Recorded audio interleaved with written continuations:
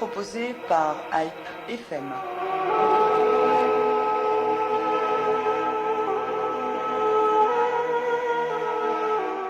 Plus de 300 événements à travers toute la France, des articles dans toute la presse, des émissions télévisées, une mobilisation sans précédent des institutions, des représentations nationales au plus local, et bien sûr une mobilisation sans précédent de tous les acteurs de la communauté. Autant d'ingrédients qui ont permis de placer la cause arménienne sur le devant de la scène médiatique et politique en 2015. Voilà, dans les grandes lignes, le bilan thématique de cette année 2015, vu sous l'angle des commémorations en France du centenaire du génocide, dont nous allons revivre les temps forts ce matin avec des invités que nous avions eu le plaisir de recevoir à plusieurs reprises pour présenter les actions mises en place par la mission 2015 du CCAF. En studio avec nous, le président de cette mission, Alexis Govsian, bonjour. Bonjour. Et à vos côtés, Harout Mardi-Rossian, bonjour. Bonjour. Vous êtes le responsable de cette mission pour le nord de la France et la région parisienne. Nous serons au cours de cette émission en ligne avec le responsable de la mission 2015 en Rhône-Alpes, Rafik Krikorian, et la responsable pour le Sud, Annie Stepanov. L'antenne sera également largement ouverte à nos auditeurs, auxquels nous demanderons de nous parler de l'événement qui les a le plus marqués, le plus touchés en cette année du centenaire. Et exceptionnellement, l'antenne vous est ouverte dans un quart d'heure. Il ne sera donc pas nécessaire d'attendre 11 heures pour nous faire part de votre sentiment sur cette année écoulée. Alors messieurs, bonjour et merci d'être de nouveau avec nous. Nous avions commencé fin 2014 à accompagner ces commémorations du centenaire en vous recevant pour des émissions de présentation de ces événements qui depuis ont eu lieu avec le succès qu'on sait puisque régulièrement nous sommes fait l'écho des différentes manifestations écoulées lorsque nous faisions ensuite la présentation des suivants.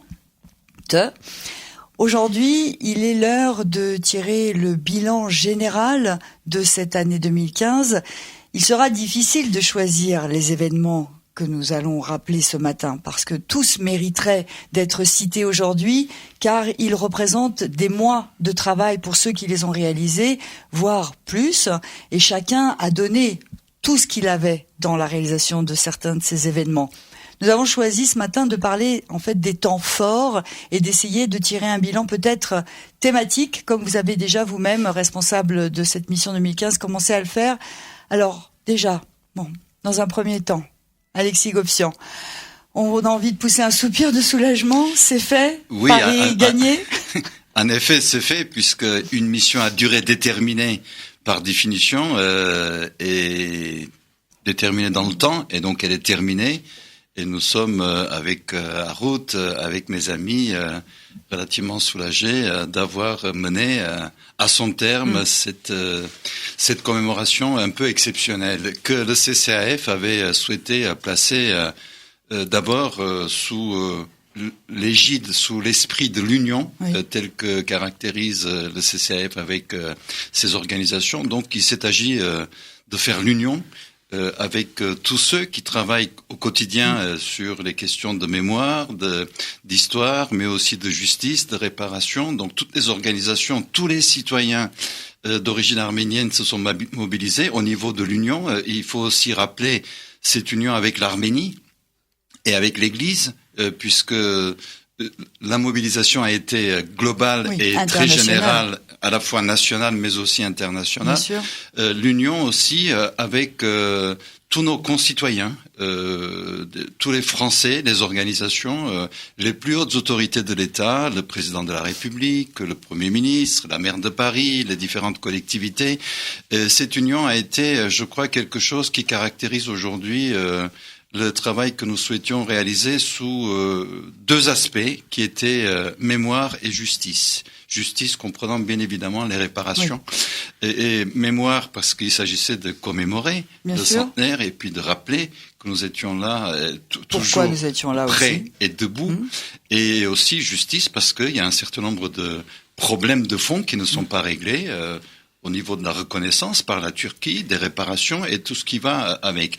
Donc l'union pour la mémoire, la justice et les réparations ont été nos credos, nos axes vraiment de travail fixés dans le cadre du CCAF. Et je souhaite remercier à cet égard les coprésidents, mais aussi toutes les organisations, mon ami Aratoranian, Mourad Papazian et tous les responsables qui se sont véritablement mobilisés depuis le dîner du CCAF en janvier 2015 jusqu'au 24 avril avec le voyage du président de la République, mais avec beaucoup d'événements dont nous parlerons tout à l'heure. Je crois que cette mobilisation a été effectivement quelque chose de très important.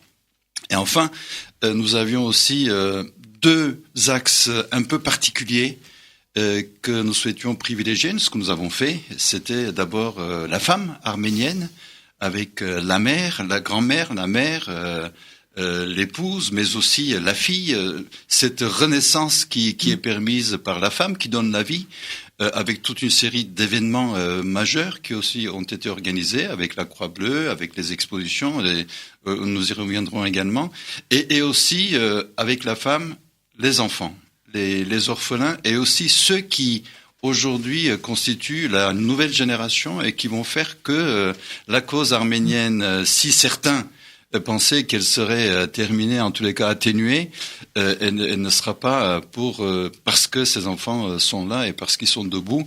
Je me souviens à cet égard du 24 avril 2015 à Paris et cette manifestation gigantesque où la jeunesse, depuis sa plus tendre enfance, mais aussi tous les jeunes étaient présents et ils ont fait un travail absolument remarquable. Ceci est à la fois pour commémorer, mais aussi pour nous projeter dans l'avenir, parce que vous nous demandez de faire un bilan, nous allons le faire. Un bilan, c'est toujours facile parce que c'est a posteriori. Mais ce qui nous intéresse avec Harout, que je souhaite remercier aussi, parce que indépendamment de sa responsabilité de référent Nord-Île-de-France, il a été la véritable cheville ouvrière de la mission 2015 et il a été une sorte de secrétaire général. Et je souhaite que ce genre de fonction d'ailleurs puisse perdurer dans le temps au niveau du CCAF et de nos organisations, parce que c'est important lorsqu'on a des personnalités qui travaillent de cette façon. On est dans le mouvement et on n'oublie pas les projets et les programmes qui doivent être réalisés. C'est un travail de tous les jours, de tous les instants. Et ceci a pu être fait parce que nous avions cet esprit d'union, nous avions des axes de mémoire, de justice, de réparation, et parce qu'avec les femmes et les enfants et la jeunesse, nous étions dans la projection pour le futur.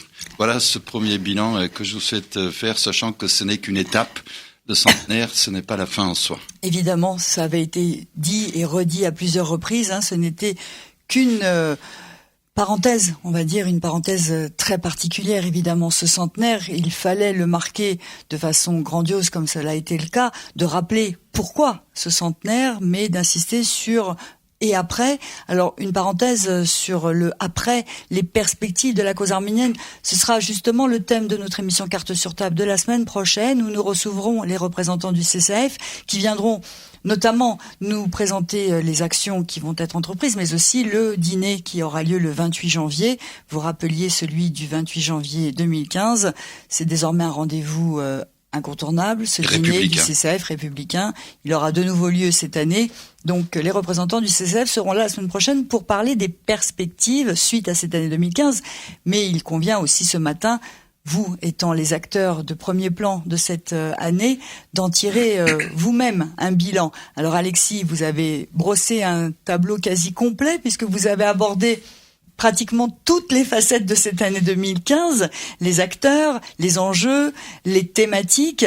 Alors Harout Mardir-Ossian, je m'associe pour expliquer un peu à nos auditeurs en quoi a consisté votre travail, je m'associe à ce que vient de dire Alexis Govsian. Il est difficile d'imaginer le travail qui a été accompli tout au long de cette année pour coordonner toutes les actions qui ont été mises en place. Donc un chapeau, un grand coup de chapeau aussi au travail qui a été réalisé par cette mission et en particulier par vous-même. Alors, Harout Mardir-Ossian, en quelques mots, là, le bilan qu'on peut tirer avant de distinguer des événements en particulier? Moi, je dirais que puisque vous demandiez aux auditeurs d'exprimer ce qui les a marqués, etc. Moi, ce qui m'a marqué, c'est avant tout la très forte mobilisation et la très forte participation de la communauté, mais au-delà de la communauté, de tous les gens qui se sont intéressés. toutes les manifestations qui ont été organisées, on fait le plein, voire même on a refusé du monde à beaucoup de choses. Si je prends quelques événements comme par exemple l'exposition à la mairie de Paris, on tourne aux alentours de 800 personnes par jour qui ont été visiter cette exposition pendant les 3 mois qu'a duré l'exposition. Sur l'exposition qui a eu lieu au Mémorial de la Shoah, on table sur une 4 à 5 classes scolaires de 30 élèves qui ont visité cette exposition tous les jours pendant de mars à décembre. Oui, donc, qui a été prolongé fort de son succès. Et donc toutes les classes qui visitent le Mémorial de la Shoah et donc on voit également les autres expositions du Mémorial de la Shoah, mais sont passées par cette exposition et ont pu avoir ainsi une œuvre pédagogique de prise en connaissance de ce qu'était le génocide arménien. Et puis donc je vais pas revenir sur l'ensemble de choses, mais je trouve que ce qui a marqué également l'action de toutes les associations, et c'est là aussi, c'est qu'elles sont sorties de leur mur, qu'elles ont cherché à organiser des choses en dehors du cadre habituel qui était celui des maisons de la culture, de leurs sièges sociaux, etc. Et elles se sont ouvertes à la communauté, elles se sont ouvertes à l'opinion, et au final, c'est ce qui ressort au travers du plus haut niveau de l'État jusqu'au plus bas, c'est que désormais, cette question arménienne, cette question du génocide arménien, dans tous ses aspects, qu'ils soient dans les aspects de commémoration ou de revendication et de réparation, est désormais une affaire de la République. La République qui a été si martyrisée en 2015, qui a été si bousculée par des mouvements extrémistes, etc. Elle s'est appropriée, et aujourd'hui, le génocide arménien et les sondages qui ont pu être menés démontrent qu'aujourd'hui, des 3/4 de la population française estime qu'il y a eu un génocide arménien et qu'il faut que les Turcs le reconnaissent et qu'il faut que les Turcs le réparent. Donc on est passé à un cap où, pour la France, qui avait déjà, avant même cette année 2015, a été à un certain niveau, nous avons passé à un cap où désormais, la question arménienne, le génocide, la communauté arménienne fait partie intégrante de la République, et pour moi, en tous les cas, c'est une grande victoire. Alors vous parliez de cette traînée de poudre, on pourrait dire, qui a conduit les différents événements, puisqu'ils se sont ouverts, ils sont sortis des murs des structures communautaires. Chaque action qui a été menée en partenariat, bien souvent avec des institutions locales ou régionales, a touché tous les acteurs de cette institution. C'est-à-dire qu'on a sollicité la personne qui s'occupe de la salle, la personne qui s'occupe d'envoyer les invitations, de préparer les invitations.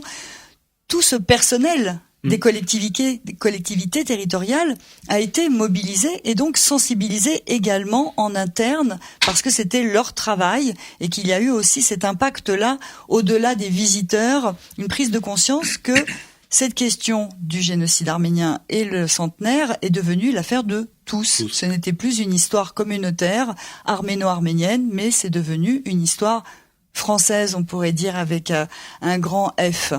Alors, pour ce qui est des grands événements, parce qu'on va quand même revenir sur les grands événements, vous avez cité effectivement cette exposition à la mairie de Paris, à Mardy-Rossian, qui a sans doute été, Paris étant la capitale, et quelle capitale, attiré le plus les regards, parce qu'elle était aussi d'une originalité sans précédent. Tout à fait. Et là, il faut tirer un grand coup de chapeau au commissaire de l'exposition, Arutun Kevorkian.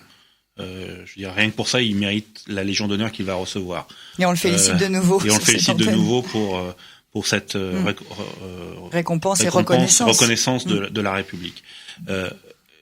Il a, à travers la scénographie qu'il a mise en place, l'appropriation du lieu, l'appropriation de l'image, on a réellement fait, et les apports, parce qu'il faut, là aussi on parlait tout à l'heure de partenariat entre l'Arménie, la France, etc. Louer le partenariat qui avait été mis en place entre le musée du génocide de Yerevan, qui a apporté un certain nombre de pièces, la bibliothèque Boros-Noubar à Paris, qui a apporté elle aussi beaucoup de pièces dans cette exposition, la mairie de Paris qui a mis tous les moyens de communication, parce qu'au-delà de l'exposition, rappelons que pendant les 3 semaines qui ont précédé cette exposition, tous les murs de Paris, tous les panneaux publicitaires, toutes les entrées de la capitale, les bus étaient recouverts de panneaux représentant cette femme avec son bébé, avec marqué Arménie 1915. Et c'était là aussi volontaire. Oui, ce slogan était extraordinaire. C'était pas Empire ottoman 1915, etc. C'était Arménie 1915. Oui. C'est-à-dire qu'il y avait au travers de cette de ce titre, on parlait tout à l'heure, c'était l'idée que ce territoire-là est un territoire arménien et que là où ça s'est passé, c'était l'Arménie. Oui. Et donc il y a eu cette mobilisation-là et effectivement par un effet de bouche à oreille, cette exposition a trouvé son public, elle était au bon moment, au bon endroit, et avec une scénographie qui a véritablement mis en lumière les documents, ce qui était présenté. Et là, je vais laisser un peu Alexis parler, mais moi, ce qui m'a marqué, c'est que même pour des gens comme nous, qui pourtant avons lu beaucoup de livres, étant dans la cause arménienne depuis très longtemps, et on a appris des choses au cours de cette année 2015. Moi, j'ai appris énormément de choses au cours de cette année 2015, des choses que je ne savais pas sur ce qui s'était passé et qu'on a pu découvrir au travers justement de cette exposition-là. Et c'est en ça qu'est l'originalité, c'est que malgré tout, on apprend tout, on découvre toujours de nouvelles choses. Que ce soit là ou dans un autre événement dont on parlera sans doute, qui est le colloque qui a été organisé avec le Conseil scientifique international présidé par Yves Ternon, où pendant 4 jours, tout un certain nombre d'historiens, de sociologues, etc. se sont ont développé leurs travaux, leurs recherches. Oui. Et là aussi, on découvert l'énorme richesse. L'énorme richesse de ça. Et moi, dans mon rôle d'organisateur, ce qui m'a été demandé, c'était véritablement que ça puisse avoir des traces et que ça la reste. Et c'est pour ça que, par exemple, toutes les vidéos du colloque sont aujourd'hui sur Internet, pour qu'on puisse toujours avoir une référence, remonter à ce qui a pu être dit, etc. Sur l'exposition, je sais que Raymond est en train de travailler avec le musée à un catalogue pour pouvoir garder la trace de cette exposition. Oui, ce catalogue a été demandé dès les premiers jours, en espérant qu'il verrait le jour, parce que c'était extraordinaire, comme vous l'avez dit, une somme de travail et de documents pour la plupart méconnus ou inconnus pour le grand public. Et il serait regrettable qu'un tel travail ne puisse pas rester dans le temps à travers un catalogue. Alors on imagine que, là je fais une parenthèse, pour ça il faut un budget. C'est peut-être aussi le moment de solliciter l'aide des auditeurs. Est-ce que la mission 2015 a aujourd'hui besoin d'un soutien financier, ne serait-ce que pour cette publication, par exemple? Elle peut pas sortir toute seule. La mission 2015, comme Alexis l'a dit, mais elle a terminé. C'est fini. C'est fini. Donc, mais c'est désormais le CCAF qui prend le relais. Et donc, c'est le CCAF, qui verra aussi avec les institutions de la République. Je dois dire que par exemple dans les choses qui vont rester, la mission 2015 qui avait mis en place un site internet, un Facebook, Twitter, enfin des moyens de relais sociaux et de relais de l'information, tous ces éléments-là qui sont des acquis, elle les a également transférés au CCAF et c'est désormais cela devient maintenant les outils de diffusion de l'information du CCAF. Mais ils sont donc toujours disponibles. Ils sont toujours disponibles. C'est ça qui est important. Donc on peut toujours retrouver les documents qui existaient sous le titre Mission 2015 sur le site du CCAF. Mais au-delà, ça s'appelle plus le site de Mission 2015, ça devient le site du CCAF. Du CCAF qui a donc tous ces documents. C'est effectivement le CCAF qui a désormais la charge de ce travail. Je voudrais revenir une seconde sur Raymond Kevorkian. Oui.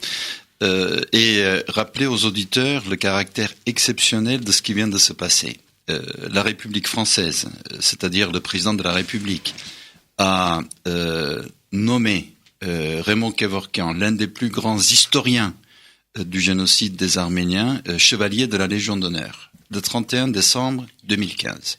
C'est à forte portée symbolique, parce que lorsque l'État français nomme un historien de ce niveau qui a travaillé et que en 2015 il s'agissait du centenaire du génocide et que cet historien était par ailleurs le commissaire général d'une exposition telle que l'a rappelé Harout, avoir cette nomination, cette croix de la Légion d'honneur qui est la plus haute distinction de la République est quelque chose de très très important. Il faut que nous en soyons parfaitement conscients. En conclusion de cette année du centenaire. Il y a bien sûr également Anaïd Termination qui a beaucoup travaillé sur cette période depuis des années.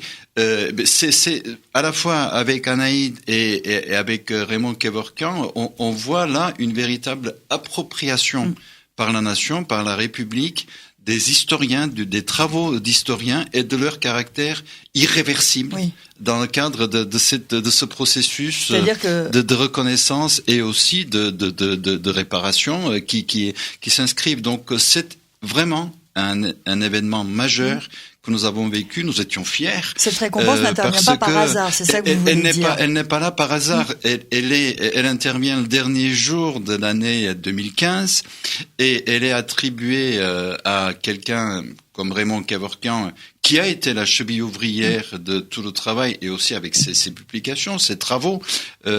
Mais au travers, je crois, de Raymond et d'Anaïd, c'est aussi une reconnaissance des travaux de tout le Conseil scientifique international, de tous les historiens, de tous ceux qui ont travaillé, Yves Ternon et bien évidemment Vincent Duclerc et bien d'autres.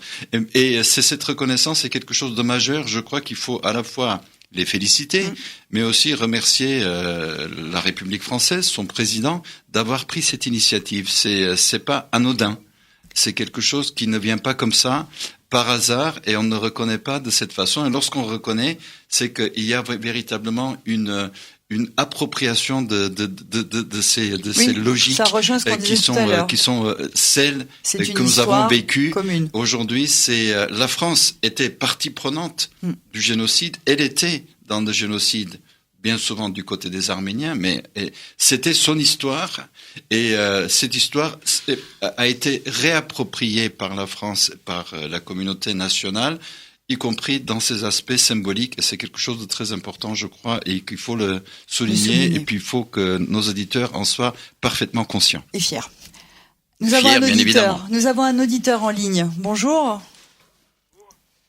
Oui, c'est à vous. Alors, vous m'entendez ? Oui. Oui, bon écoutez, voilà, moi il y a plusieurs choses qui m'ont marqué cette année. Donc je parlerai de trois événements qui m'ont vraiment enthousiasmé, qui est une artistique, une qui était politique et une autre vraiment symbolique. Premièrement, j'ai adoré ce fameux spectacle artistiquement d'une école de danse qui ont fait donc un spectacle sur le centenaire et voir ces enfants danser le centenaire du génocide, à l'occasion du centenaire du génocide. Toute l'histoire de l'Arménie et le renouveau. Donc j'ai trouvé cette troupe Yeraz très moderne, à la fois très arménien. Deuxièmement, la chose qui m'a marqué le plus politiquement, c'est ce fameux colloque organisé par le comité scientifique, CDCA, je crois. Et c'était le discours de Aram Ier d'Antiliès, le catholicos de Cilicie. Oui, le colloque sur les réparations. Qui était vraiment concret, qui a demandé, ils ont fait les comptes. Et j'ai trouvé ça venant d'un ecclésiastique très intéressant de voir à quel point, avec un avocat, avec des juristes, enfin, j'ai été surpris de ce discours que je trouve absolument plein d'espoir, parce que moi, qui est descendant 13e du nom des Hadjemian, qui avons des terres, des biens spoliés et même pas, on n'a même pas pu avoir le droit de visiter nos terres. Donc avoir cet exemple-là, pour moi, c'est plein d'espoir que notre famille un jour peut-être pourra aussi faire ses comptes. Donc voilà, et symboliquement, une chose que j'ai vue dernièrement d'ailleurs en regardant les vidéos de votre émission, qui était l'ouverture de l'école arménienne d'Alfortville, et sur cette émission que j'ai retrouvée sur une application IPFM d'ailleurs, j'ai adoré le discours d'une dame, je crois que c'est Kevonian Astrig, je crois que c'est la fille de Zovinal et elle a dit des mots qui m'ont vraiment, j'étais en voiture, j'avais les larmes aux yeux. Donc voilà, c'est ces trois événements qui m'ont vraiment marqué et symboliquement j'ai trouvé plein d'espoir. Merci. Si on avait été 1 million en France, on aurait fait bien plus de choses.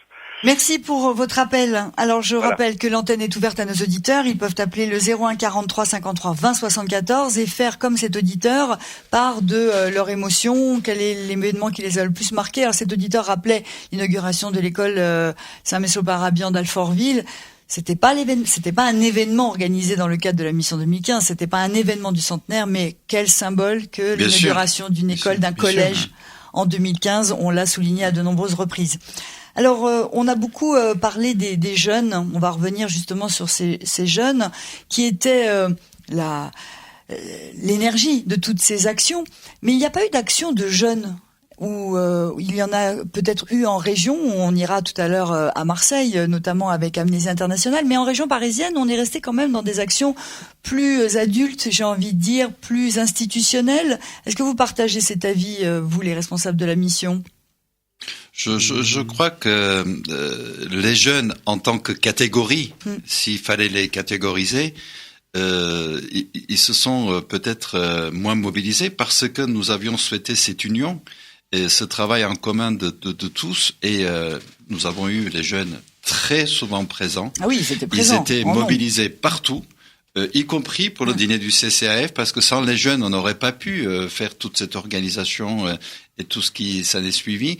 Mais les jeunes ont été dans le mouvement, avec tout le monde. Et c'était aussi notre souhait, c'est qu'il y ait les jeunes, les moins jeunes, et tout le monde puisse travailler ensemble.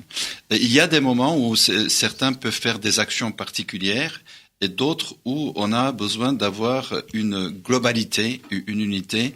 Et là aussi, comme disait Harout, nous avons beaucoup appris. Moi-même, j'ai appris. Et j'ai surtout appris à m'émouvoir à nouveau. Vous savez, on pense qu'on a l'habitude depuis des années, on est dans la cause arménienne, et on a réappris à s'émouvoir, à pleurer. Y compris lorsqu'il y a eu... Oui, on a beaucoup pleuré cette année. Oui, mais c'est quelque chose que l'on avait oublié, parce que c'était tellement évident, parce que nous étions tous très aguerris, connaissant bien ces questions depuis des années et des années, parce que ça date pas d'aujourd'hui. Mais nous avons eu tous ces moments d'exception, et nous les avons partagés avec les jeunes. Ils étaient partie prenante totalement. Il y a eu des actions au niveau des régions, y compris en Île-de-France. Ils ont fait des choses, des actions Harout va y revenir. Mais en tant que grand événement seul qui aurait pu marquer, c'était quelque chose plutôt de global. Et dans lequel ils se sont inscrits de manière collective. Oui. Harout Mandir-Ossian. Alors moi je dirais que non, ils ont été présents. Je parlais pas de leur absence. Non, mais même dans l'organisation, c'est-à-dire que la réussite de la manifestation du 24 avril, non seulement la couleur qui lui a été donnée, le dynamisme qui lui a été donné, ça a été organisé par les associations de jeunes. Rappelons la veillée qu'ils avaient fait veille, avec la mobilisation là aussi de Place de la République, qui était aussi un symbole dans cette année 2015. Était aussi une forme de mobilisation et de réussite. Ils ont également cherché avec leurs propres moyens, c'est-à-dire non seulement les moyens, mais les idées de la jeunesse. C'est-à-dire qu'ils ont cherché à faire émerger et à mettre en avant des questions qui peut-être n'étaient pas forcément partagées par tous. Et effectivement, cette question, par exemple, des réparations, qui a été une des thématiques qui a été le plus mise en avant par la jeunesse, effectivement, si en 2014-2013, elle n'était pas prise en compte par l'ensemble, aujourd'hui, comme sur la question de l'Arménie en tant que pays, comme sur la question du drapeau, comme sur la question d'autres choses, la question des réparations est devenue aujourd'hui commune à tous. Comme la question du Karabakh, elle est devenue commune à tous, jeunes et moins jeunes. Et c'est cet apport-là de la jeunesse qu'il faut aujourd'hui mettre en avant. Et il y a eu des actions, par exemple, peut-être mon ami Rafi en parlera tout à l'heure, mais le concert de System of a Down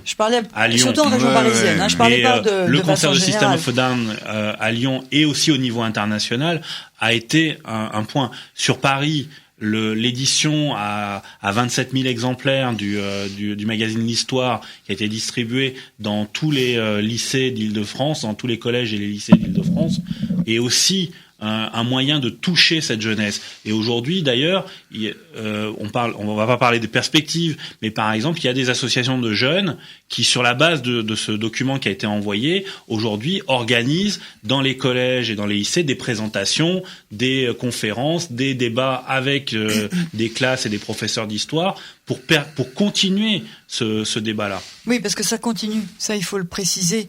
Cette année 2016 est dans la droite ligne de l'année 2015, puisque ça ne s'est pas arrêté. Il y a des rencontres dans les lycées, dans les collèges. Et nous comptons bien sur les jeunes pour prendre notre relais. Tout à fait.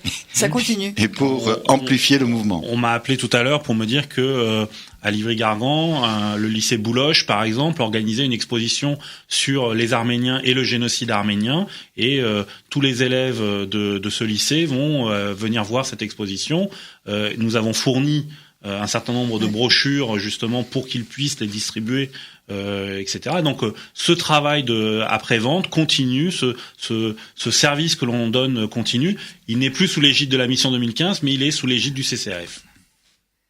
Alors justement, pour ce qui est des expositions itinérantes, là, je voudrais mettre l'accent sur ces expositions parce que elles ont été un petit peu, la chair de cette année 2015. Elles ont permis de déplacer des thématiques. Vous parliez tout à l'heure des orphelins, donc je voudrais commencer. Ou des femmes.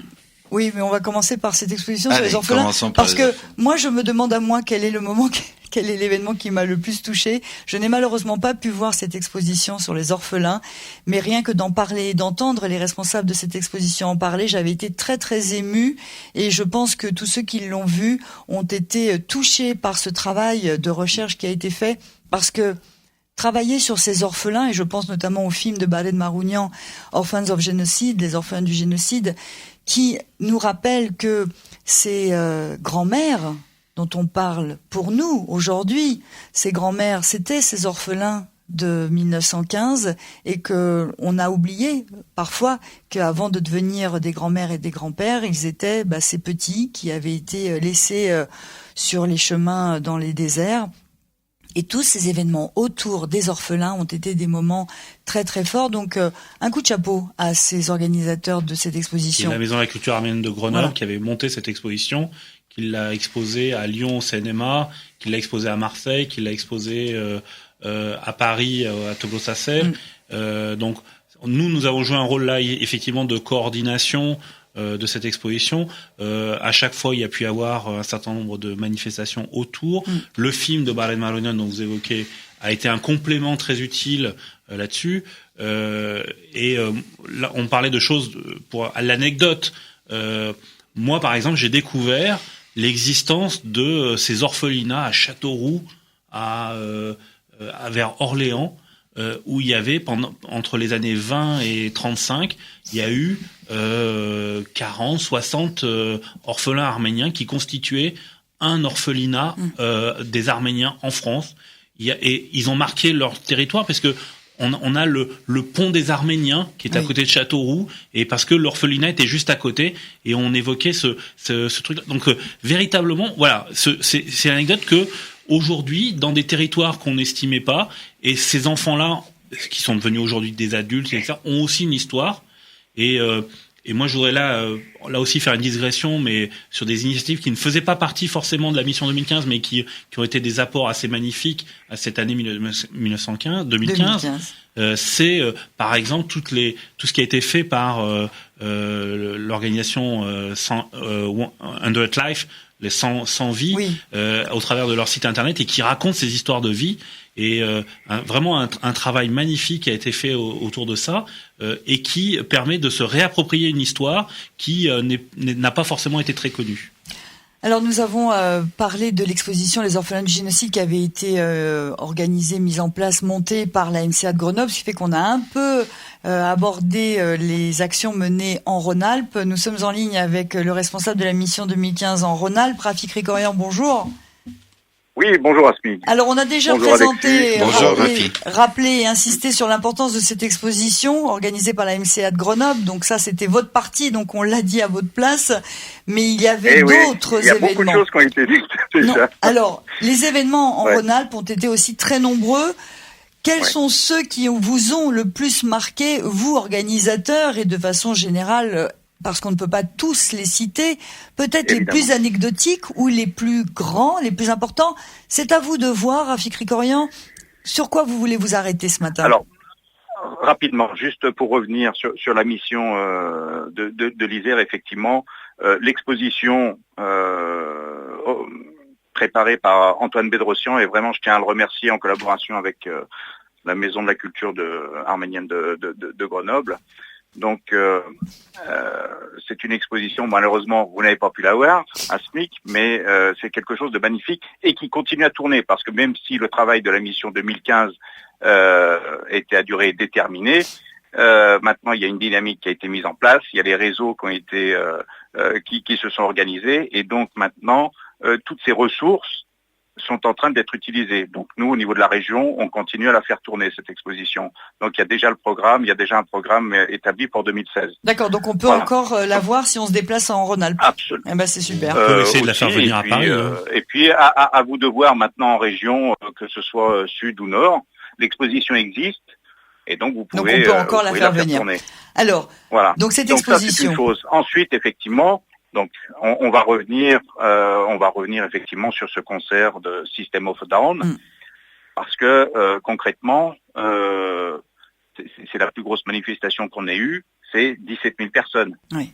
17 000 personnes regroupées donc en un seul lieu, un soir pour ce concert, le 14 avril.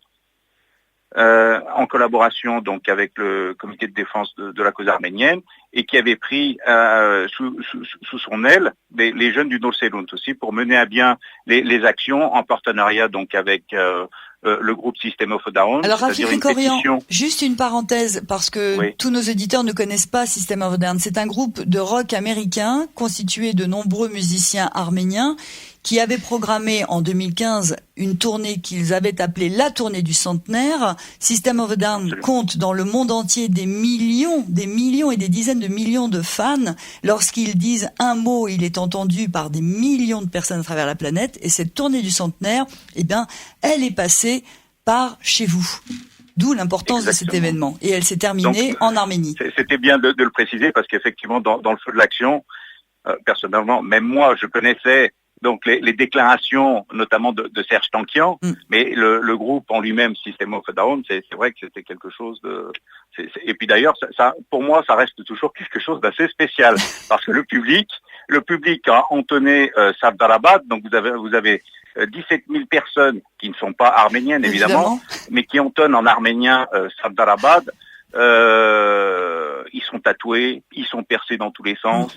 Ils sont, là je caricature un petit peu, mais c'est pas loin du public de System of a Down. C'était quelque chose d'exceptionnel.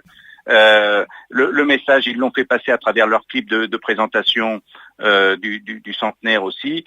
Ensuite, il y avait une vidéo. Il y a un petit peu plus de 1700 personnes, donc du public, qui ont participé justement à la pétition qui a été remise au secrétaire général de l'ONU, Ban Ki-moon, pour la reconnaissance du génocide. Il y a un clip qui est en préparation pour la marche pour la justice aussi. Donc, c'était un événement assez exceptionnel. Ensuite, effectivement, il y a eu aussi, au niveau mémoriel, il y a eu ce 24 avril à Lyon, au niveau de la commémoration régionale, parce qu'effectivement, chaque commune a organisé son propre 24 avril, mais au niveau de la région, au niveau du CCAF Centre, nous avons la commémoration régionale qui se déroule à Lyon, et là, effectivement, elle a revêtu un aspect exceptionnel, puisque nous avons investi la place Bellecour. La place Bellecour, pour ceux qui ne le savent pas, c'est la plus grande place de Lyon, en plein centre-ville. Et donc, selon les sources, les sources officielles, donc nous étions 4002 au départ de l'église, à la sortie de l'église arménienne, et sur la place Bellecour, nous étions 8200. Donc, lorsque j'ai demandé est-ce qu'on a le droit de dire qu'on était un petit peu plus de 10 000, au niveau de la police, ils m'ont dit ouais, vous serez pas loin du chiffre. D'accord. Voilà. Alors Rafik Krikorian, sur ces événements, parce que là on est un peu trop centré sur Lyon. Oui, ça, est-ce qu'on peut s'éloigner un peu au niveau de la jeunesse aussi, l'intervention de la jeunesse. Donc effectivement, il y a une participation au niveau du concert de System of a Down, mais il y a eu aussi cette mobilisation, je tiens à le souligner aussi, pendant les fêtes consulaires au mois de juin à Lyon, ou sur le stand du consulat de Turquie, de la Turquie, étaient diffusés des tracts négationnistes, des brochures qui s'appellent les événements de 1915 et la controverse turco-arménienne sur l'histoire. Et effectivement, la jeunesse s'est mobilisée contre le négationnisme. Voilà, donc ça prouve que désormais, cette génération, la prochaine génération, ne lâchera plus rien. Nous savons ce que c'est que la spoliation, et donc on peut avoir confiance en cette jeunesse. Pour réagir à chaque fois qu'il le faut, oui. Donc, exactement. D'autres événements donc à nous là, signaler en Rhône-Alpes. On a parlé de concerts, on a parlé du 24 avril. Un événement aussi un petit peu différent, parce qu'on a vu émerger aussi, effectivement, on rend hommage à Yves Ternon, enfin à Yves Ternon, à Raymond Kevorkian, à Termination, Vincent Duclerc, tous nos acteurs que nous connaissons, que nous connaissons, mais nous avons vu apparaître aussi et émerger de nouveaux intervenants. Et là, notamment, lors de la conférence internationale décentralisée là, sur le thème religion et génocide, d'ailleurs qui n'avait pas été abordé jusqu'à présent en France, parce que c'est vrai que c'est un petit peu délicat. Donc ça, on l'a fait le 20 juin en collaboration avec la ville de Lyon et l'université Lyon 2 Lumière, où des gens comme Igor Dortman-Lazarev, qui est chercheur en histoire arménienne à la School of Oriental and African Studies of London, qui a parlé de nationalisme et religion dans la dynamique du génocide des Arméniens. On a Fabrice Balanche, qui est maître de conférence, qui est géographe et qui est directeur du Grémo, qui a parlé d'épuration ethnique d'Abdoulhamid à nos jours au Proche-Orient. Jean-Dominique Durand, qui est professeur émérite aussi sur le grand martyrologue chrétien au XXe et XXIe siècle. On a Joseph Yacoub. Rafik Krikorian, si on rentre trop dans les détails, on risque d'oublier des gens et surtout de perdre nos auditeurs en route. Donc là, on voudrait vraiment revenir sur quelque chose de plus marquant, de plus général, pour que les esprits soient un peu plus frappés. Vous voyez ce que je veux dire? Donc le concert de System of a Down, c'est incontournable, c'était l'événement majeur de Rhône-Alpes. Effectivement, la mobilisation, aussi pour le 24 avril aussi. Ça, on en a parlé. Puis, comme l'a dit Harout, l'a souligné Harout, effectivement, c'est une mobilisation, que ce soit dans le Puy-de-Dôme, autour de Clermont-Ferrand, dans la Loire, avec l'organisation du voyage à Rome pour assister au message qui a été délivré par le pape François le 12 avril. Et ça, je remercie la mission locale de la Loire, à Annick et... Allô? Oui, allô? Allô? Oui. Oui. Rafik Krikorian, est-ce que vous pouvez, juste pour conclure, nous dire ce que vous retenez de cette année 2015, les retours que vous avez pu avoir? Alors, les retours, c'est une forte mobilisation, et je tiens à remercier la Drôme Ardèche aussi, je tiens à remercier l'outil qui a été le CNMA, le Centre National de la Mémoire Arménienne. Et le CPA à Valence aussi, le Centre du Patrimoine Arménien. Absolument, Drôme Ardèche, l'ISER. Tout ce que je sais, c'est que déjà pour préparer l'émission de la semaine prochaine, le génocide des Arméniens, on a bien compris que c'est pas un problème arméno-turc. Voilà, ça c'est le retour qu'on a eu ici. Au niveau de nos acteurs, de nos collectivités locales et territoriales, elles nous ont bien fait comprendre que désormais, et comme l'a dit Alexis et Harout, donc elle fait partie intégrante de l'histoire de la République, mais elle fait partie intégrante de l'histoire de la Grande Guerre, la Première Guerre mondiale, et donc de l'humanité. Et puis, au niveau proprement arménien, on se rend bien compte que désormais, nous avons trois composantes. Les Arméniens de la République d'Arménie, les Arméniens en exil, qui composent la diaspora, et ces Arméniens qui vivent sur les territoires libérés comme l'Artsakh ou occupés comme en Turquie de l'Est. Et justement, à ce sujet, une information, elle avait déjà été diffusée, mais le 27 janvier 2016 devait avoir lieu à Lyon une conférence donc sur l'identité territoriale, mémoire et citoyenneté. Là, du fait des événements du 13 novembre, justement, on a vu avec nos acteurs locaux et nos participants à la conférence de différer et de reporter ça au mois de juin. D'accord. Voilà, parce que c'est un sujet sensible comme celui de la religion, mais on tenait quand même à honorer nos engagements. Très et bien. donc, comme l'a dit Harout et Alexis, un travail dans l'union et le partage, et l'enjeu majeur de la cause arménienne, ce sont désormais les réparations. C'est ce qu'on retiendra Voilà, effectivement. donc il y a un élan, il y a un espoir qui a été suscité au niveau, pas seulement de la communauté, mais vraiment au niveau des citoyens. Donc on doit être là pour les accompagner et puis proposer justement des actions concrètes. Merci Rafik Krikorian, je suis désolée de vous avoir bousculé un peu, mais le temps est imparti, donc on aurait pu prendre toute l'heure pour parler de ce qui s'est passé uniquement en Rhône-Alpes et ça n'aurait pas suffi, donc il fallait faire des choix. Merci pour votre intervention.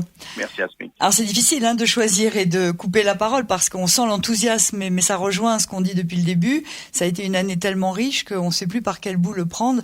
Système of a Down, c'était un événement. On retiendra celui-là. Ce n'est pas faire injure au CNMA et au CPA de s'arrêter sur ce grand concert.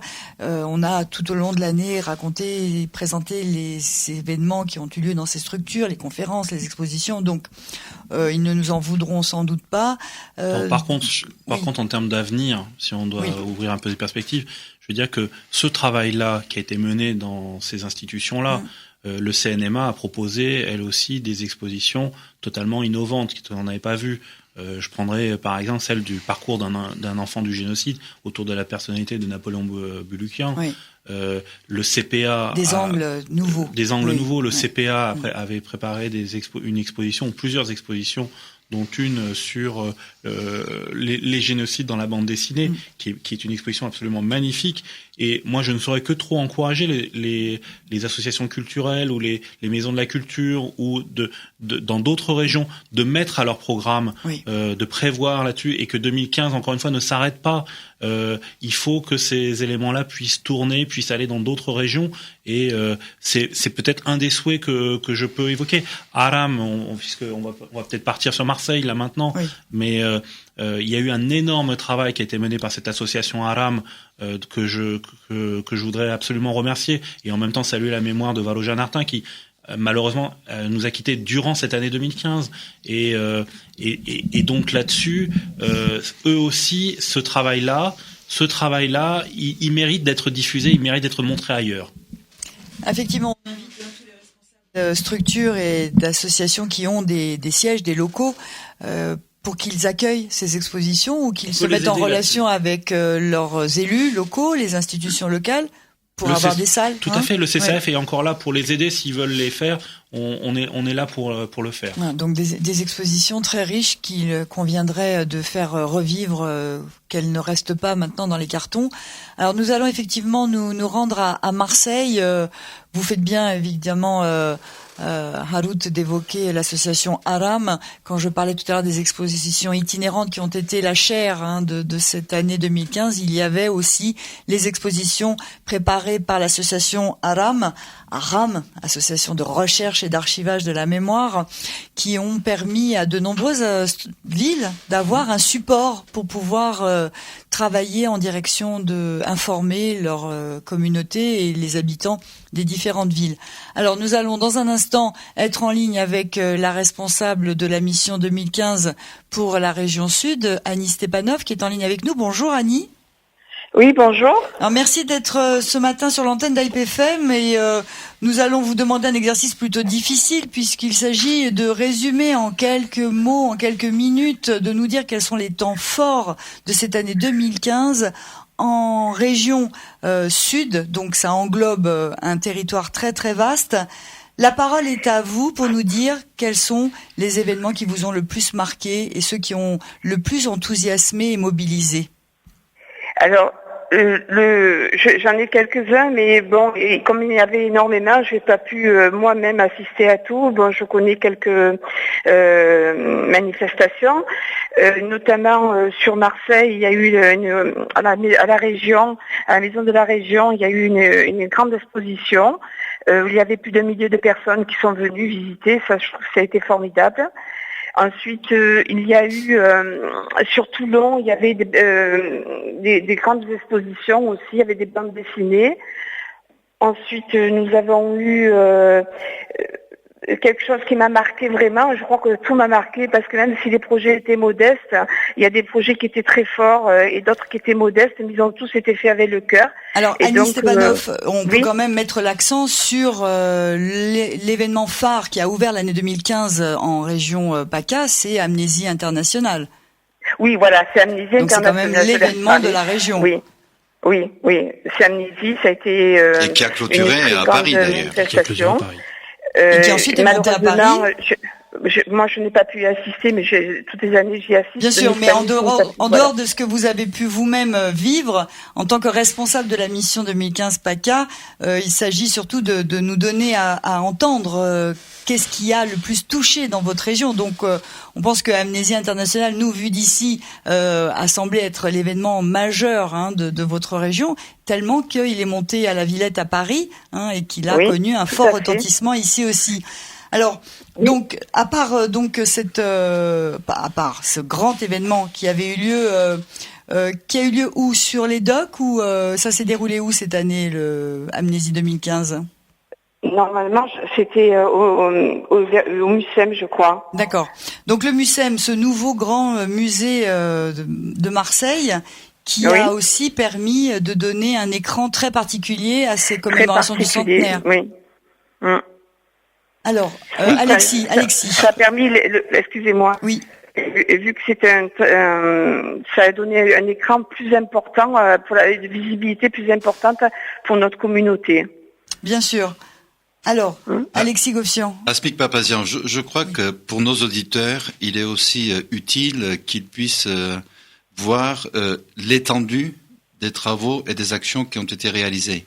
Il y a bien sûr Lyon, il y a bien sûr Paris, il y a bien sûr Marseille, mais ça a été partout. Et si je prends le cas de la région sud, depuis Marseille, Avignon, Montpellier, Toulouse, Nice, et partout. Et parce qu'on avait J'ose pas dire des villes parce que j'ai des notions de géographie, mais Montbéliard, c'est aussi par là-bas. Montbéliard, voilà. Donc, si vous voulez, Montélimar, c'est plutôt le centre. Oui. Mais il y a eu tellement d'événements avec des référents particuliers. Sur Toulouse, il y a eu un travail très important avec Stéphane Kodjayan. Sur Montpellier, avec Elena Demirjian, qui d'ailleurs s'est exportée dans toute la France avec la CBAF. À Avignon, à Aix-en-Provence, si vous voulez, c'est quelque chose de beaucoup plus global, avec certainement une ou deux actions phares. Effectivement, Amnésie a permis de commencer 2015 dans le sud et de terminer 2015 dans le nord à Paris. C'était aussi symboliquement un message qui était souhaité. Mais ce que je voudrais dire, c'est que, par exemple, le centre, c'est effectivement Lyon et les alentours, mais c'est aussi énormément de travail du côté de Valence, de Montélimar, avec Annie Toros, qui s'est approprié avec Clermont-Ferrand, avec Claudine Cachadorian et toute l'équipe qui s'est mobilisée, en plus dans un environnement plutôt compliqué. Le Puy-de-Dôme, c'est beaucoup plus compliqué que lorsqu'on fait des actions à Paris ou à Marseille, où c'est plus simple. Il y a quand même un environnement. Il n'y a pas de communauté et un environnement plutôt hostile, puisqu'il y a d'autres communautés qui sont très fortement implantées. Et c'est dans ce contexte de courage que ces travaux ont été réalisés. Je crois qu'il faut le rappeler parce que ça fait partie de la mobilisation et aussi de l'hommage qu'on peut rendre à toutes ces personnes qui sont d'ailleurs très souvent des femmes et qui font un travail remarquable, comme Annie d'ailleurs. Voilà. Alors, Annie Stepanov. Oui, en fait, la région sud a brillé par la diversité des projets. Toutes les villes, même des petits villages, ont fait des manifestations. Il y en avait tellement que on ne pourrait peut-être pas tous les comptabiliser. Non, mais de toute façon, c'est pas l'objet. On peut pas les citer, justement. C'est pas. C'est sur le site du CCF, mission 2015. Nous avons créé, parce que vous m'avez parlé s'il y a quelque chose qui nous a marqué, nous avons créé un ballet sur le génocide et et c'est pour raconter notre histoire et qui s'est adressé surtout aux non-arméniens. Et ça, c'est un ballet qui a beaucoup plu aussi. Voilà. Et oui, ça c'était une action originale, cette chorégraphie 1915 l'abîme. Aussi sur notre histoire. Tout à fait. C'est magnifique, quoi. Il y a eu beaucoup de projets. Donc, et aussi le projet qui a été mis en place par l'école Hamaskaïn sur les arbres généalogiques des enfants. Donc à travers la généalogie, montrer que ces généalogies amputées sont aussi la conséquence directe de ces génocides, mais que ces enfants qui dessinent leur arbre généalogique sont l'avenir évidemment de la cause arménienne. Je crois que c'était aussi l'occasion pour tous, et l'initiative d'Hamaskaïn était le démontrer, ça a été l'occasion cette année 2015 d'une réappropriation de sa propre histoire personnelle par les Français d'origine arménienne, par là-dessus, et qui ont comme ça remonté leur propre histoire et se sont rendus compte d'où est-ce qu'ils venaient, qui étaient leurs grands-parents, etc. Et ils ont découvert un certain nombre de choses, et ils ont eu cette fois-ci le fait de raconter cette histoire à leurs enfants, et que les enfants se sont appropriés cette histoire-là. Et c'est là comme ça que, au travers de cette histoire et en la partageant avec d'autres, on s'est rendu compte que avec des gens auxquels on vit à 100 mètres d'écart, nos voisins, auxquels on n'avait jamais discuté de ça auparavant, on se découvre que eux-mêmes viennent du même village que vous, que leurs grands-parents sont passés par le même chemin pour arriver en France, et que peut-être, sans doute même, ces grands-parents ou ces arrière-grands-parents étaient amis dans ce village-là, et que vous aviez reconstruit une vie ici en diaspora, et que 100 ans plus tard, cette histoire-là avait continué, même si on le savait pas vraiment, et là on s'est réapproprié une histoire. Ça c'est important de le réexpliquer, pour donner à voir en quoi ça jette les bases de demain. Ça c'est très important. Et en perspective, pour Marseille, il y a un travail qui reste à faire, qui a commencé, mais qui doit être terminé, c'est les colonnes. De la mémoire sur le quai de Joliette. Nous avions parlé avec Valérie Boyer, avec les différents acteurs, et le CCAF aujourd'hui a notamment ce travail à faire pour que on rappelle la mémoire des survivants du génocide qui sont arrivés sur les quais de Marseille et qui, à partir de là, se sont redéployés sur tout le territoire national. C'est un travail dont la conception a commencé en termes de cahier des charges, avec Aram notamment, mais qui doit se poursuivre et se terminer, parce que je pense que à l'issue du 100e anniversaire, marqué d'un tel événement, un tel lieu, ça serait symboliquement également très fort. Alors Anis Stepanov, il faudrait quand même donner le nom de l'exposition qui a eu lieu, organisée par Aram, 100 portraits de l'exil, puisqu'elle faisait suite à 99 portraits de l'exil qui avaient eu lieu à Diyarbakir. Donc ça, c'était aussi un événement majeur pour vous en région. Et peut-être pour conclure sur la région marseillaise... Excusez-moi aussi, on a oublié la Croix-Bleue a planté 100 arbres, des grenadiers, des amandiers. Ça aussi, il faut pas oublier. Ça a été un bel événement aussi, et qui restera. Qui ont été plantés près du mémorial du génocide qui était érigé dans le 12e arrondissement. Et ils ont fait aussi le Golgotha des femmes aussi. On en a oublié d'en parler aussi. Il y a l'exposition sur le Golgotha des femmes. Il y a eu des films. Il y a eu tellement de choses qu'on ne peut pas tous les citer. Merci Anis Stepanov, et je suis désolée également, comme je l'ai dit à Rafik Krikorian, de vous bousculer de la sorte, mais on ne pourrait pas tout détailler, donc on est obligé de faire des choix. Voilà. Merci en tout cas pour votre intervention. Noël, donc j'ai pas eu trop le temps de c'est très bien. Séparer, merci.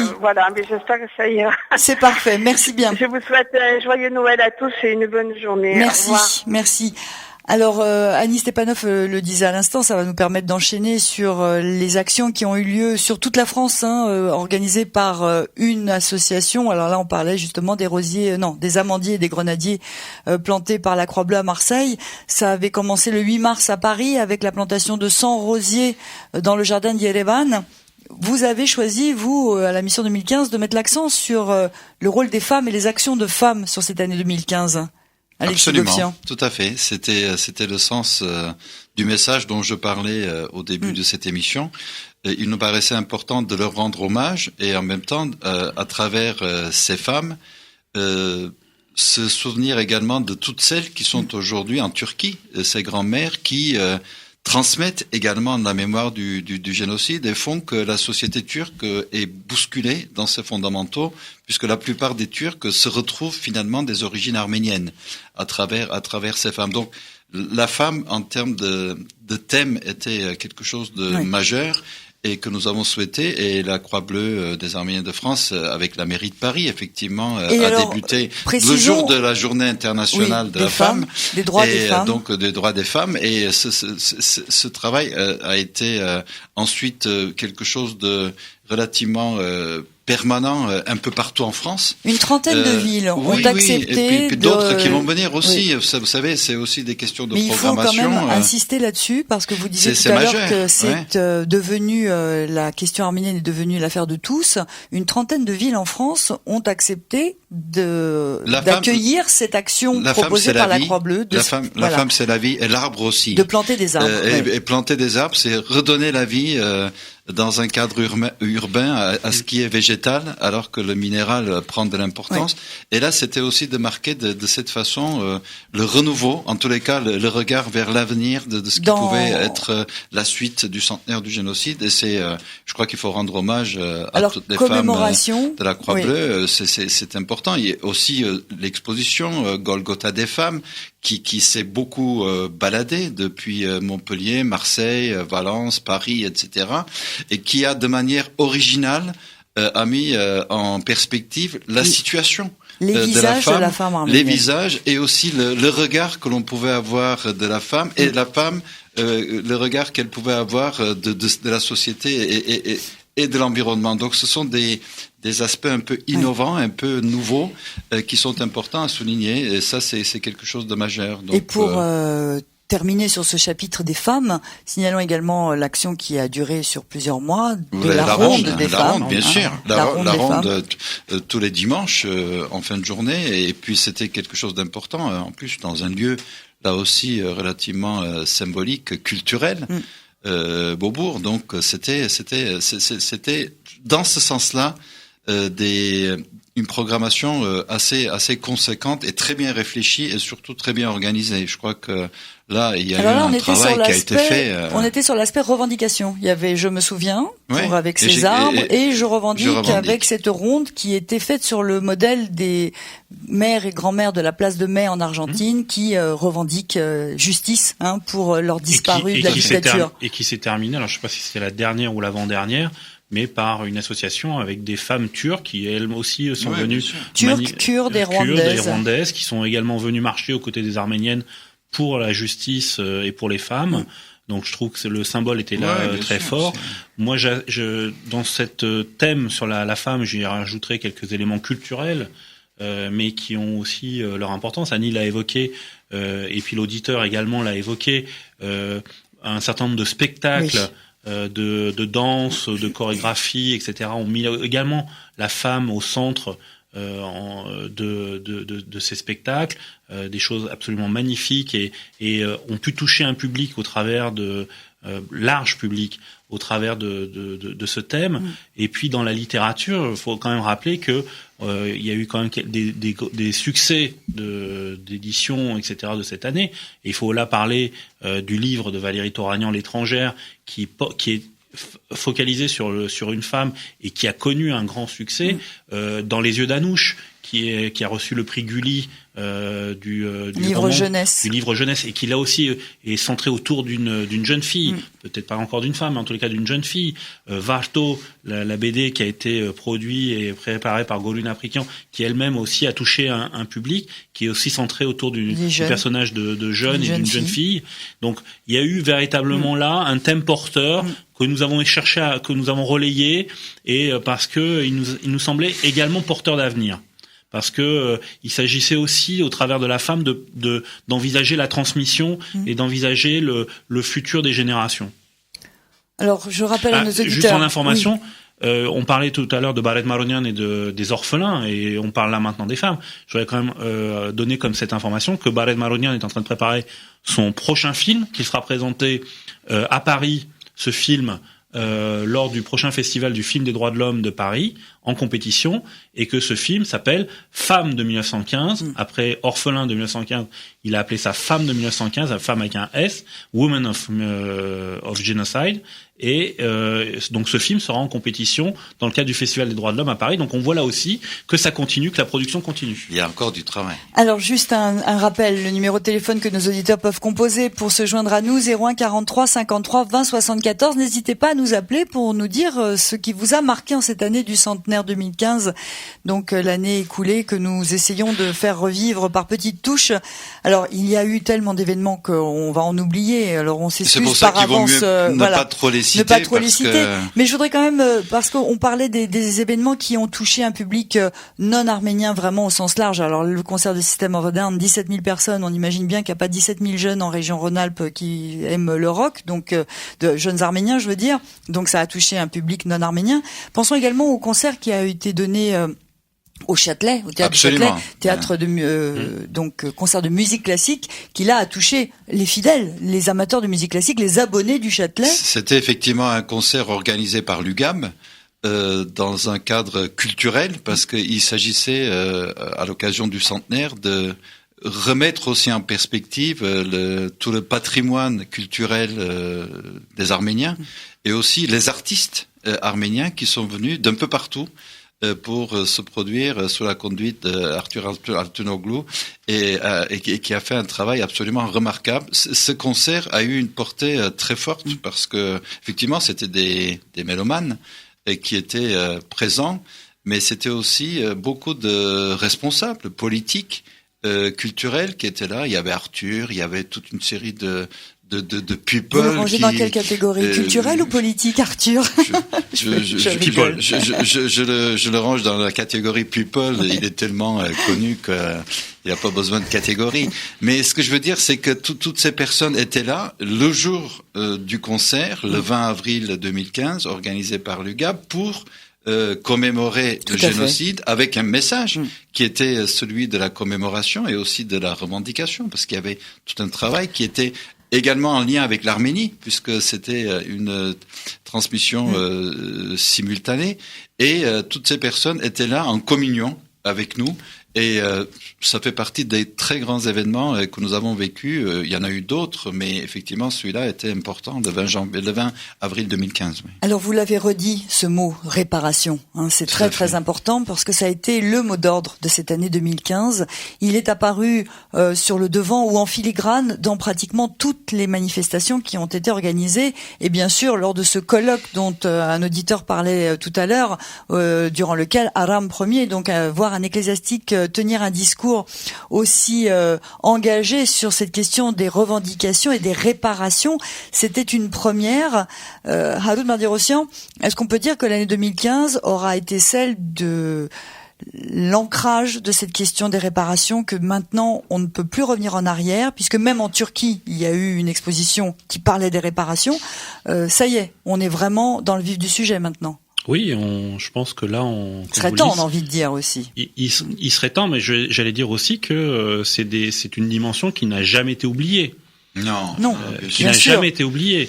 Mais elle n'osait pas se manifester de façon aussi présente. En fait, elle est sortie. Là aussi, comme pour les manifestations, elle est sortie du cadre arméno-arménien. C'est-à-dire que jusqu'à 2015, comme en 1965, la question de la reconnaissance du génocide est sortie des murs des salles de spectacle internes où on venait déclamer un poème et en parlant du génocide, etc., et qu'elle est devenue une revendication politique externe. Cette revendication de la réparation, en 2015, elle est sortie des murs. Elle a commencé déjà par la déclaration pan-arménienne de janvier. C'est-à-dire qu'à l'intérieur même de cette déclaration pan-arménienne, on a placé le cadre de cette demande à ce niveau-là. Ensuite, elle a été relayée par l'initiative assez formidable du Catholicos Aram Ier, qui a réclamé la restitution de 6 au Catholicosat d'Antilias. Donc là-dessus, il y a eu un acte là-dessus. Et puis, il y a eu d'autres initiatives. Et désormais, je veux dire, le moindre homme politique que l'on rencontre, le moindre dirigeant, etc., a bien conscience que cette dimension de la résolution de la question politique, puisque nous avons toujours présenté, en tout cas, cette question-là comme la résolution d'une question politique du génocide arménien, que cette dimension de réparation était aussi, faisait partie de la résolution. Et on le voit bien, et vous avez tout à fait raison, que cette question est allée même jusqu'en Turquie. Elle est allée jusqu'en Turquie, puisqu'elle fait aujourd'hui, elle fait l'objet de papiers et d'intellectuels qui, il y a quelques années, n'osaient même pas évoquer le mot génocide. Aujourd'hui, non seulement évoquent le mot génocide, mais aujourd'hui vont jusqu'à dire que oui, une des solutions serait peut-être que l'on répare. Alors avec des différentes formes, peut-être qu'elles nous satisfont pas. Ce qui est proposé ne nous satisfait peut-être pas parce qu'on pense que c'est peut-être pas suffisant. Mais en tout état de cause, ça veut dire qu'il y a le point de départ d'une discussion et d'un dialogue politique autour de ces questions. Et je dis bien dialogue politique parce qu'on n'est plus dans un dialogue historique. On est rentré dans une phase d'un dialogue politique de solution de la question arménienne. Alors Alexis, sur ces questions des réparations aussi. Oui. Les réparations, c'est pas quelque chose de nouveau. Hein. C'est heureusement que des organisations en diaspora, depuis des années et des années, ont travaillé sur ces questions. Ce qui est nouveau, c'est la compréhension de cette question de réparation. Jusqu'à maintenant, chacun a fait de son côté.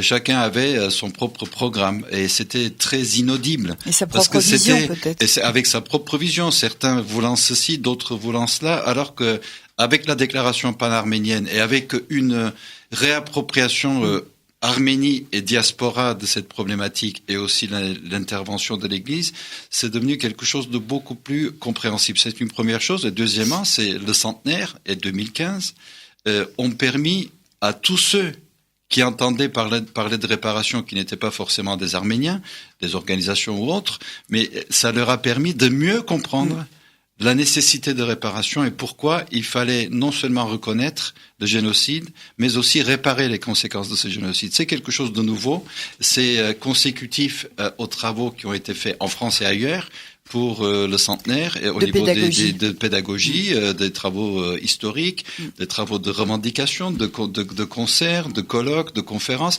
de revues qui ont été diffusées, tout ce qui concerne l'aspect global. Et ça a permis aujourd'hui à tous ceux qui en entendaient parler de manière épisodique, mais qui disaient mais ils veulent quoi?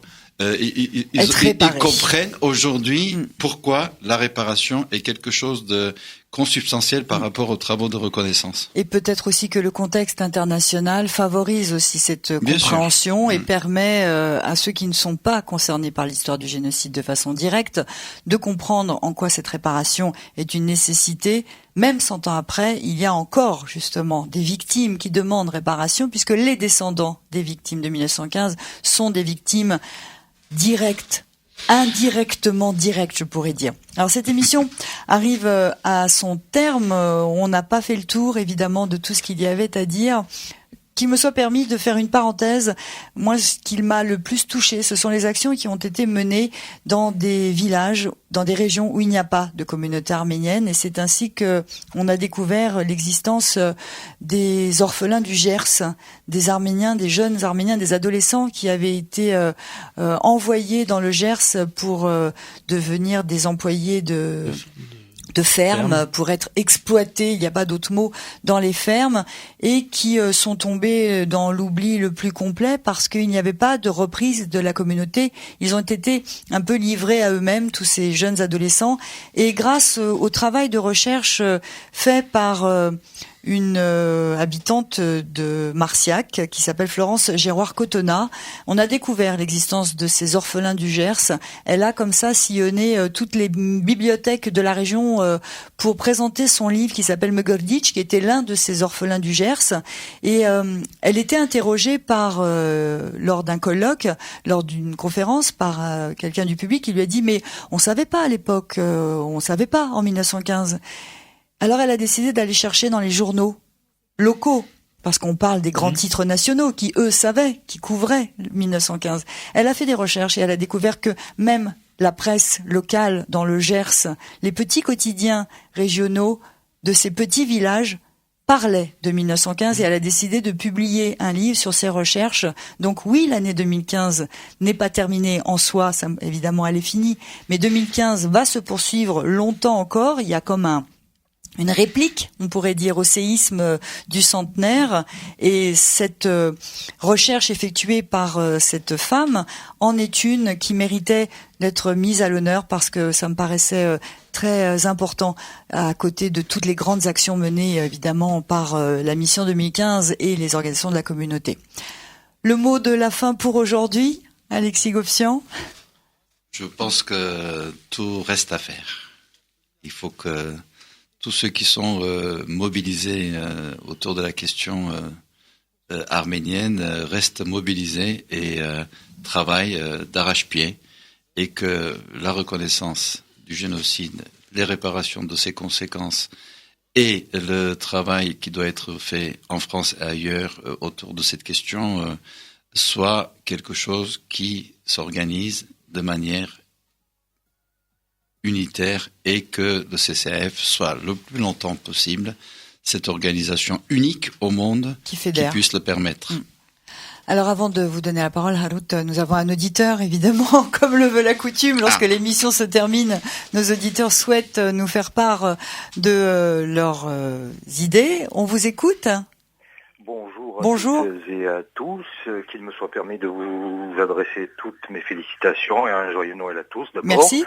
Alors l'événement ou les événements qui m'ont marqué sont les suivants, c'est-à-dire l'intervention du président de la République française en Arménie aux côtés du président Vladimir Poutine, ainsi que la représentation du pape et son discours concernant le caractère inaliénable et internationalement reconnu de la responsabilité de l'Empire ottoman dans le génocide de 1915 et les dommages bien sûr causés indirectement aux générations suivantes. Qu'il me soit permis bien sûr, avec votre accord, de faire une petite digression quant au sujet concernant l'avenir de la cause arménienne que vous souhaitez donner.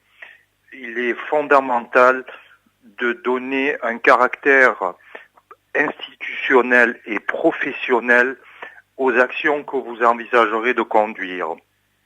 Si vous souhaitez ou si nous souhaitons que la cause arménienne soit entendue professionnellement et reconnue internationalement, il conviendra d'intégrer des moyens financiers à la hauteur de vos attentes. Je vous remercie. Alors ce sera le sujet de la semaine prochaine, monsieur, mais vous pouviez effectivement ouvrir cette émission, et la semaine prochaine, ce sera justement les perspectives de la cause arménienne avec les représentants du CCAF. Harut Mardirosyan, en quelques mots, on n'a pas parlé de toutes les publications, des affiches magnifiques qui ont été réalisées par les municipalités elles-mêmes, qui ont été inspirées par ce centenaire, et j'invite nos auditeurs à se rendre sur le site du CCAF pour découvrir un petit peu ce que vous avez compilé de cette année 2015. Il y a des images qui marquent, et je les invite à les retrouver sur votre site. Oui, alors on n'a pas parlé effectivement de la couverture médiatique qui a été assez considérable. Vous parliez d'un livre, on en a parlé de plusieurs. Au total, c'est près d'une centaine de nouvelles références qui sont sorties sur cette question du génocide arménien. Et je ne parle même pas des documentaires ou des films. On a commencé l'année 2015 avec The Cut de Fatih Akin. On l'a fini avec Une histoire de fou de Robert Guédiguian. Et au milieu de ça, on a eu tout un certain nombre de documentaires qui ont été préparés, très originaux, qui ont été diffusés. Il faut là aussi le signaler sur toutes les chaînes de télévision françaises, à des heures de grande écoute, et ça aussi c'était quelque chose de nouveau, et qui avait une volonté là-dessus. Et puis votre auditeur l'a rappelé, oui. Des objectifs politiques, puisque permettez-moi, puisque j'ai une...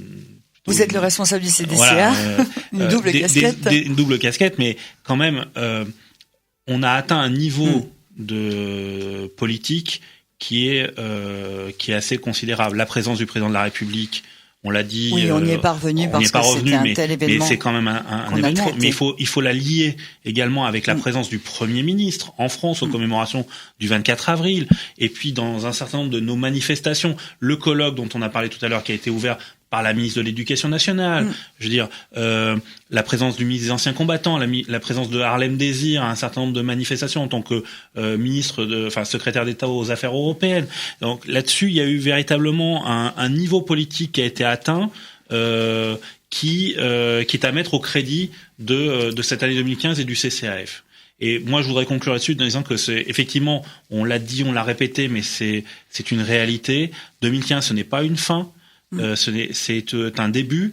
Et maintenant, nous avons, et je tends la perche à ceux qui seront là la semaine prochaine, nous avons à construire le cadre politique et le cadre institutionnel et comme le cadre de oui. pérennité de cette communauté, de cette arménité en France pour les 100 prochaines années. Et c'est là tout un défi, un grand travail que les responsables du CCAF ont en charge à partir et qu'ils exprimeront, en tous les cas, qu'ils essaieront de tracer des perspectives la semaine prochaine. Alors nous avons un tout dernier auditeur et je vais vous demander de ne plus appeler puisque l'émission doit s'arrêter. On vous écoute. Oui, bonjour. Madame, messieurs. Moi, ce que je voudrais dire, c'est un grand hommage à Madame Hidalgo, qui a pris l'initiative donc d'éteindre la tour Eiffel. Je crois que c'est un sujet emblématique qui est pratiquement universel parce que la tour Eiffel est reconnue dans le monde entier.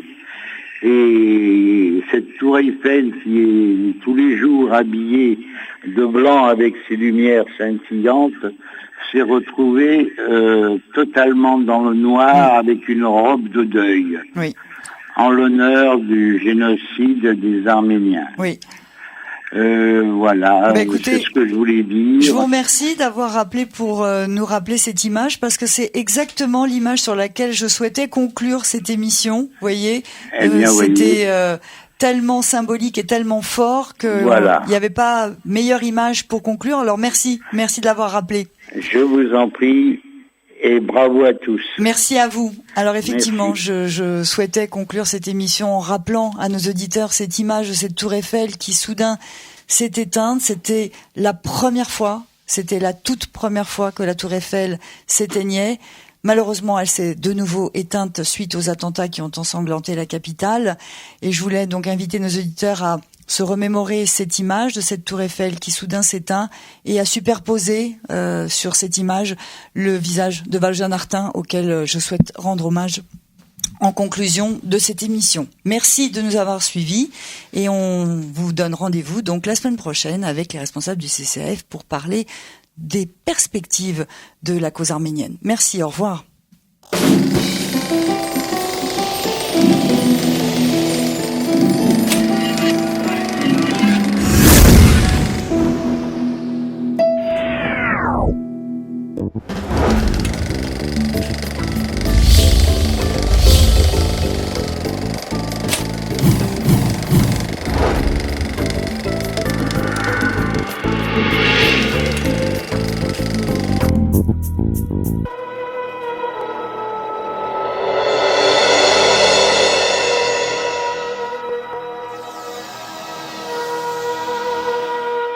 Carte sur table.